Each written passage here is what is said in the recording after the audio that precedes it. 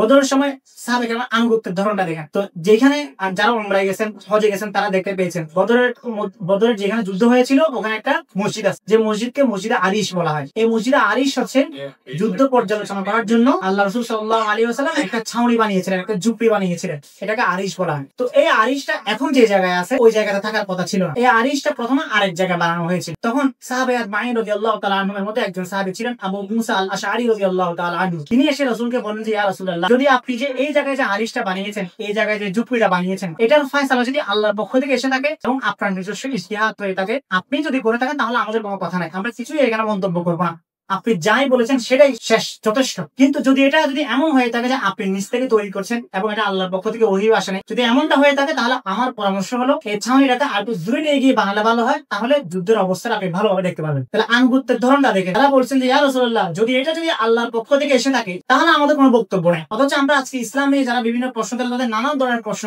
যে এটা কেন আল্লাহ পাক দিয়েছেন, ওটা কেন দিয়েছেন, নবী এটা কেন করেছেন, ওটা কেন করেছেন। আরো বিভিন্ন নাস্তিক যারা আছে, ইসলাম বিদ্বেষী যারা আছে, তারা মুহাম্মদ সাল্লাল্লাহু আলাইহি ওয়াসাল্লামের জীবনে নানান ধরনের কুৎসা বক্তব্য করে এবং আমাদের ঈমানের দুর্বলতার কারণে অনেকে আমাদের কাছে প্রশ্ন আসে যে অনেকে সেগুলো স্বীকার ও বিশ্বাসও করে ফেলে এবং উত্তর জানতে চায়, তাদের মনের মধ্যে সন্দেহ সংশয় দূর হয়। তো এই সন্দেহ সংশয় তখনই দূর হবে যখন আপনি সিরাতকে ভালো মতো পড়বেন, কেন এই ঘটনাগুলো ঘটেছে, কেন আল্লাহ রাসূল এগুলো করেছেন, কেন আল্লাহর পক্ষ থেকে এগুলো এসেছে, প্রত্যেকটা জিনিসের ব্যাখ্যা আল্লাহ তাআলা কোরআনের মধ্যে দিয়েছেন। রাসূল আকরাম সাল্লাল্লাহু আলাইহি ওয়াসাল্লাম সিরাতের মধ্যে একের পর এক কার্যাবলী সম্পাদনের মাধ্যমে এগুলো আমাদেরকে শিখিয়েছেন।